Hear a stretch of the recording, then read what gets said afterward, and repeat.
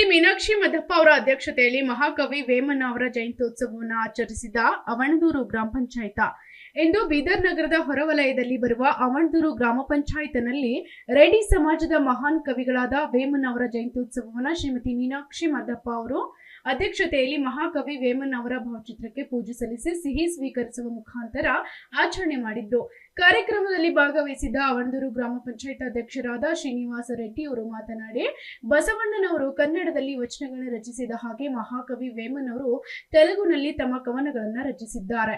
ಅವರ ಕವನಗಳು ಮಾನವ ಕುಲದ ಆದರ್ಶ ಮಾರ್ಗಗಳು ಸೂಚಿಸುವ ಕವನಗಳಾಗಿವೆ ಅಂತ ತಿಳಿಸಿ, ವೇಮನ್ ಅವರ ಕವನಗಳನ್ನು ಕನ್ನಡಕ್ಕೆ ಭಾಷಾಂತರಿಸುವಂತೆ ಈ ಮೂಲಕ ರಾಜ್ಯ ಸರ್ಕಾರಕ್ಕೆ ಮನವಿ ಮಾಡಿಕೊಳ್ಳುವುದಾಗಿ ಹೇಳಿದ್ರು.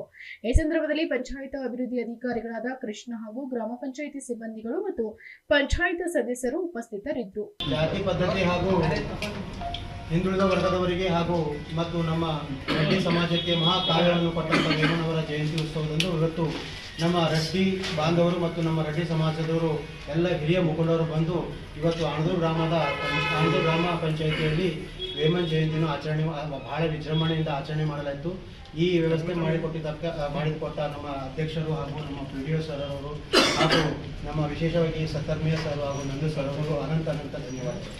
ಅದೇ ರೀತಿ ಜಗತ್ತಿಗೆ ಒಂದು ಕಾವ್ಯವನ್ನು ರಚಿಸಿ ಈ ಕಾವ್ಯದಿಂದ ಹಿಂದುಳಿದ ವರ್ಗದವರಿಗೆ ಮತ್ತು ಅಲ್ಪಸಂಖ್ಯಾತರಿಗೆ ಮತ್ತು ದೀನರಿಗೆ ದಲಿತರಿಗೆ ಎಷ್ಟೋ ಕಾವ್ಯಗಳನ್ನು ರಚಿಸಿ ಒಂದು ಮಹಾ ಕಾವ್ಯವನ್ನು ಇವತ್ತು ವೇಮನ್ ಅವರು ನಮಗೆ ಕೊಟ್ಟಿದ್ದಾರೆ. ಅದು ಭಾಷಾಂತರವು ಕನ್ನಡದಲ್ಲಿ ಆಗಬೇಕಿತ್ತು, ಆಗಿಲ್ಲ. ಆದರೆ ನಾವು ಇವಾಗ ಪಕ್ಕದ ತೆಲಂಗಾಣಕ್ಕೆ ಮತ್ತು ಆಂಧ್ರಕ್ಕೆ ಹೋದಾಗ ವೇಮನ್ ಅವರ ಕವಿ ಎಷ್ಟು ಮುಖ್ಯ ಅಂತಂದು ನಮಗೆ ಗೊತ್ತಾಗ್ತದೆ. ಸಾವಿರಾರು ವರ್ಷಗಳ ಕೆಳಗೆ ಅವರು ಇವಾಗ ಆಗ್ತಕ್ಕಂಥ ಪದ್ಧತಿಯನ್ನು ಅವಾಗೆ ಕಾವ್ಯ ರೂಪದಲ್ಲಿ ರಚಿಸಿದರು. ಇದಕ್ಕೆ ಮುಖ್ಯ ಏನಂದರೆ ಇದಕ್ಕೆ ಮೊನ್ನೆ ಒಂದು ಅಧಿವೇಶನ ನಡೀತು ತೆಲಂಗಾಣದಲ್ಲಿ ನಮ್ಮ ರೇವಂತ್ ರೆಡ್ಡಿ ಅವರ ಪ್ರಮುಖದಲ್ಲಿ.